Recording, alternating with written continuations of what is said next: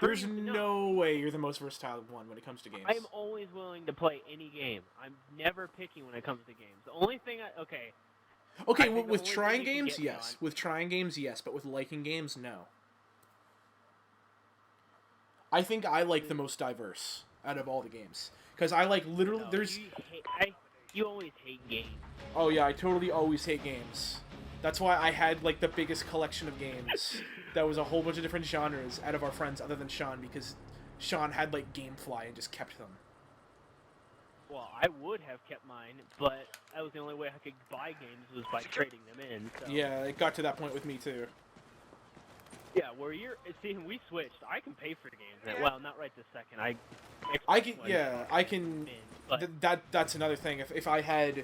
If I didn't have to take care of the dogs when my entire family left, and I had to my entire family left to Phoenix for like 1.5 weeks, and then it was basically like, oh, you have like everything I had to buy was like, it was groceries for 2 weeks. It was like laundry detergent and stuff like that for all for 2 weeks, and then dog food and stuff like that. So it was like that bled me dry.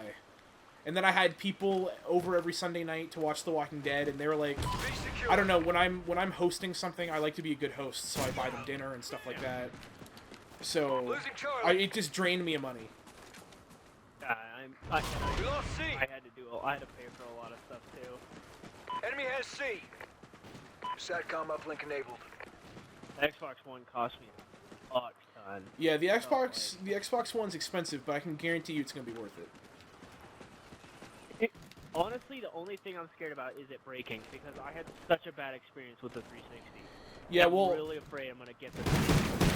That's the only thing I'm scared of. Yeah, I know for a fact that it's not going to be from overheating. There's no way. They learned their lesson from the Red Ring. From overheating.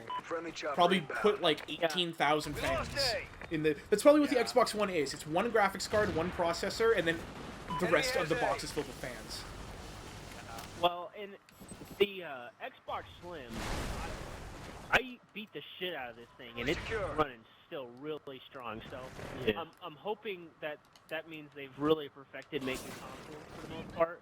So that's another reason why it should be okay. Yeah, the Xbox One looks like it's not going to have any hardware defects. I could see software, it getting destroyed software-wise, at least at the beginning.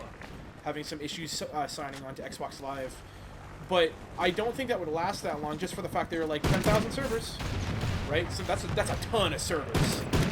I thought it was 30,000. Oh yeah, 30,000. Sorry, 30,000. You know what's funny? That IA2 has a mad full PRS stuff. I want it. That's a sexy stock. I forgot to back out for you, and that makes me sad. Oh, We did. Well, I thought he was in here for some reason. Yes, I just thought he was in here in our match for whatever reason, and then I looked and I was like, oh right, we didn't back out for him. Good drop, son. Yeah, I want to get the mag full stock for my AR. It's fucking nice. Actually, I want to take you shooting really bad. I don't know why, but I feel like it's something you would really enjoy, and that would make me happy. I think I would enjoy it. I really want to go. I have to go get my license and stuff. Well, if you come out here, you can just go with it. Well, yeah, but I'm not just gonna take a plane ride to Colorado. Well, I know, but I'm just saying. Well, we would do more, obviously. Come out here shooting for a day, go home. Like, oh. I thought totally worth the freaking $800 ticket. All right. It's like, by the way, you also have to rent your own gun and ammo. Well, why did I even come? Like, that's basically what would happen. I'm really hoping the Xbox One doesn't have any problems with it, because if it does, I'm gonna feel stupid. I know, because I know a lot of people are like, I'm gonna see how it goes, and I'm thinking about it like, I would love to do that, but at the same time, I'm just too excited. Yeah, like I would love to do that, but I'd love to wait. My dad said you should. My dad like is really good with computers and all that. Like, it's probably not good to get it like off top because you might have problems. Yeah, it's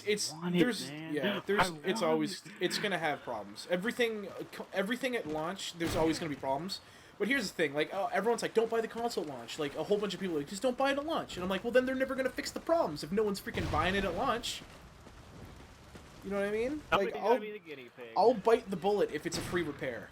If it's a free repair, which it will be a free repair, I will bite the bullet.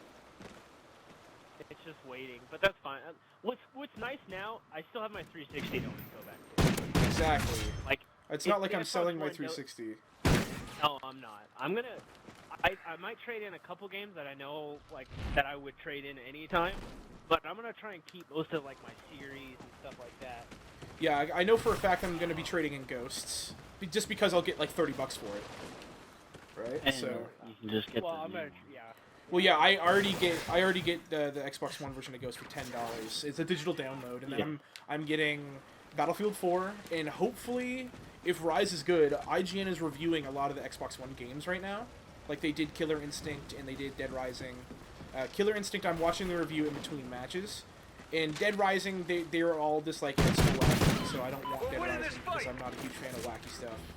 When it comes to something that is inherently a horror thing, you know what I mean? I'd rather just have it as horror or action even, like whatever. Just I don't know. I'm never really into wacky games. You can only play it like the first like hour of it. It's you're like, oh, this is cool, and then it's just like, okay, this is boring. The longevity of it is at least for playing in succession.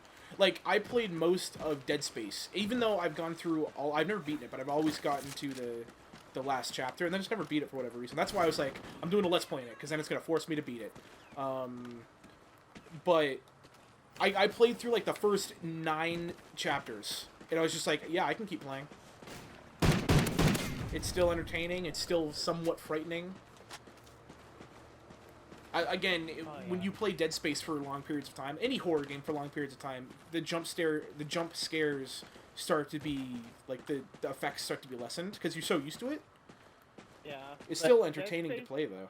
Yeah, Dead Space kind of has more to just jump scares, I think.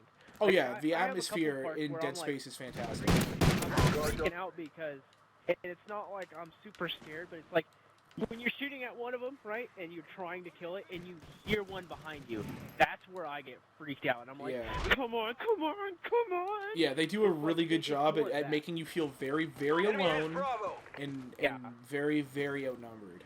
And that's the problem with Dead Space 3, is you're not alone, and you feel safe the entire time, because you have someone watching your back. Well done. But when I went through, have you gone through it by yourself, though? No, I played through half of it in classic mode, and I was like, yeah, I just can't do it. Because I also didn't like the guns at all.